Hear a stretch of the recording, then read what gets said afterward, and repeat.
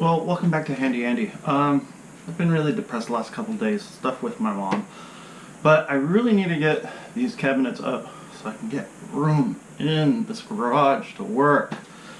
My idea, and let me turn you guys around real fast, is that this space above here, so above here, is going to be my storage. So I can store all this stuff that I have here and down here up there accordingly. And I'm going to create storage here. I'm going to go straight storage here for my tools. So that way all this stuff has somewhere to live. As you can see back there, I've cleaned up quite a bit, but I still need to clean up some more. So what am I planning to do today? Well, I want to use this whiteboard material as the door to my cabinet, so you can slide them back and forth to get access to the stuff inside there. And one of the things I need to be able to have something for this to run in. So you can think of it as sitting in a slot and it goes back and forth. So what I'm probably going to do today is take some measurements, see how thick this is, see if I can do it with the router, or see if I could have to do it with my handsaw. So that's what you're going to see me working on, right? I'm going to back you up. I'm not going to do time-lapse this time. I'm just going to use regular video and then just do my fast-forward stuff. I think it looks better. But I'm using my GoPro today because my other card's being used by my wife. So I need to order another SD card. Alright, let's get at this, right?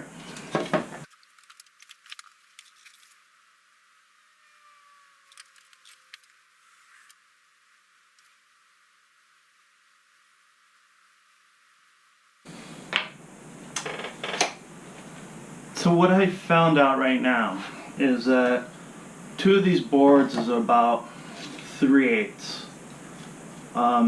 So the question is do I want to make it 1/2 inch and have that much play?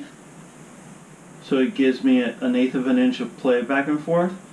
Or do I want only 1/16 of an inch of play? I think I only want 1/16 of an inch. Really don't want that much play. So being that I only have a 1/2 inch mortise bit, a 1/2 inch slot, and a 1/4 inch slot, I think it's wise that I have the right tools for the job, not try to make it up. So that being said, I'm going to actually stop the video here. I'm going to go and look and buy a 3/8 bit that's nice and sharp, because I don't want to ruin my wood, and I did such a good job cutting it, and it was in the previous video.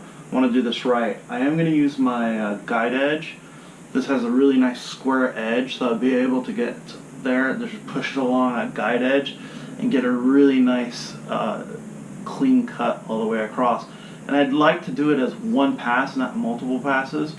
I know when I've been doing stuff with routing like this, when I make a groove, that if I have to do 2 passes, I get chipping. And I don't want to get chipping with this plywood. I just want a nice clean cut. So I'm going to run to the hardware store, and I'll be right back.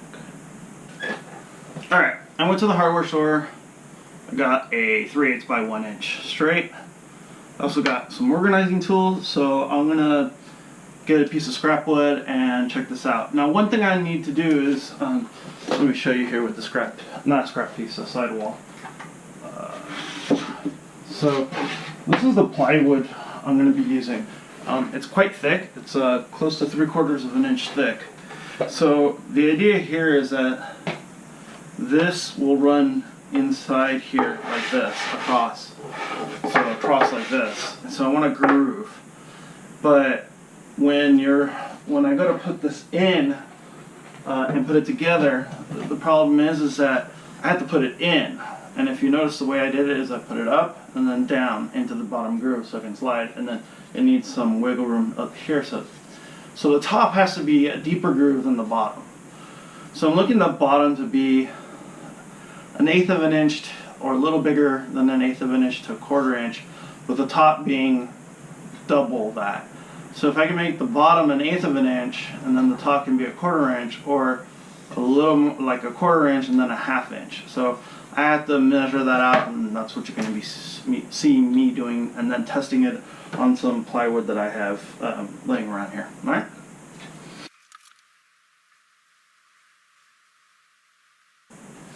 So what I'm going to do is 3/16 for the bottom tread and 5/8 deep for the top tread. So now I know that. So now I'm going to actually test cut a groove, and then with that groove cut, I'll be able to see how well two of these together would work. All I'm going to do is cut this in half and call it a day with that. So let's get going on that.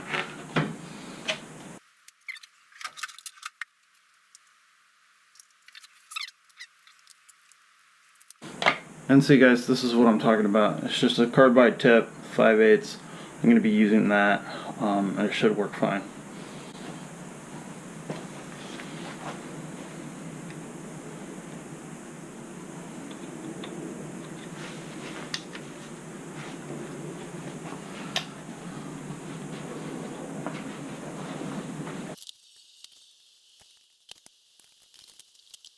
Can't find my wrench for my router. That's what I'm looking for. So I think I have a wrench in my newer toolbox. So like I said, the first one I want to do is going to be shorter. So I'm going to work off either tape measure. I'm looking for one of my metal squares here. Let's see. There are an 1/8 inch increments on that one, so that's not going to do. There we go. Calipers even more better. They're more accurate. Alright. So first things first. Let's get this booger basically to 0. Right there. So that's 0, which is, funny enough, 0 right on the gauge on the side of the router. Go fig. So I can just use this.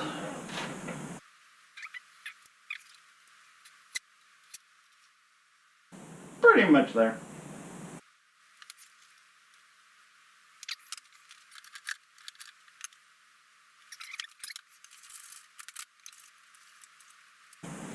And now I gotta replace these boards. I already talked to someone on Instagram.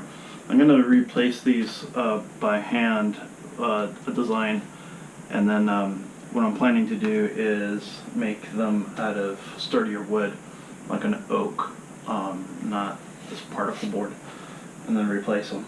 So I'm gonna have to figure this out.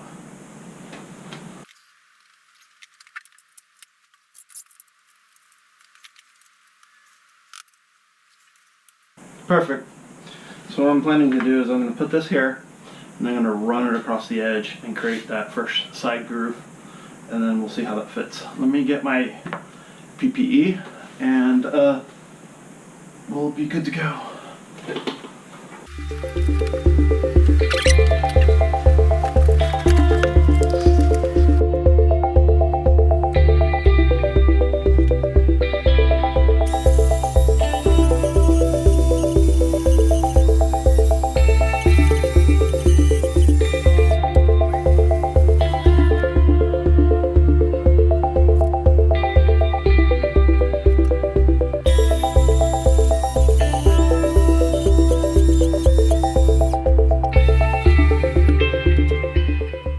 Let me show you guys what's going on here. It's really pissing me off. Alright, so if you notice when I'm doing this, it's skipping a lot. So this edge here is really nice and fine. But then if you look at this edge here, it is all jagged because it's hopping along. And then if I come this way, because of the rotation of the blade, it goes even faster. So I'm trying to figure out how I'm going to solve this, and that's why I'm using test woods instead of my real wood that's right there. So hang in there while I figure this out. We have to do tries. By the way, I love this 3M mask. If you notice, it just has a little latch. So then I can talk to you guys. I really like it. I just found out the other day when I was fooling with it. So I'm going to put you back on the stand and we'll start figuring more of this out.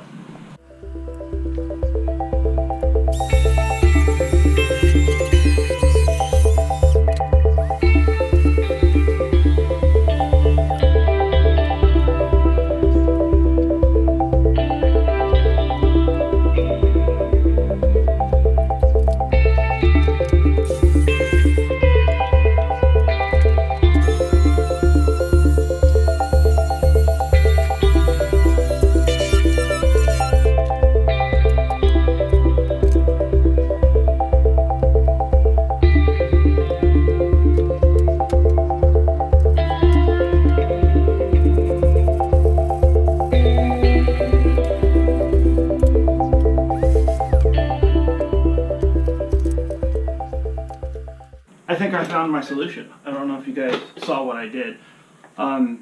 So this is that one piece I cut in half, and it actually has water this edge, so it's a little thicker, so I had to rotate it. And I don't know if you guys see it, but there's a discoloration here. What I did is I put some wood glue down here to help fortify it, so when it slides, it won't break apart, being that the plywood's actually stronger than the particle board. Whiteboard on the one side. But they fit in there nicely. Now I have probably less than a 30-second on either side play, which is fine. What I ended up doing is that I have my mill and lathe right here, and this is a high-speed steel bit, an M2 bit, that happens to be 5/8, so it fits in that little slot. And I found some of my 120 medium smooth adhesive back sandpaper, and I went through.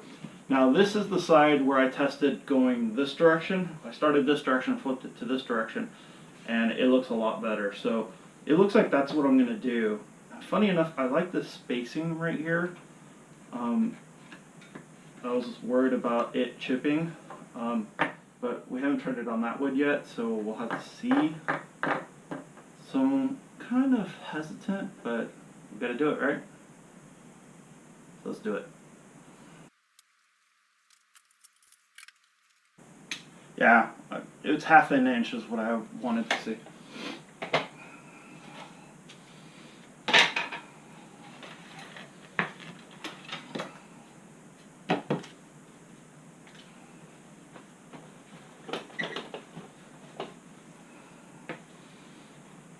GoPro stop.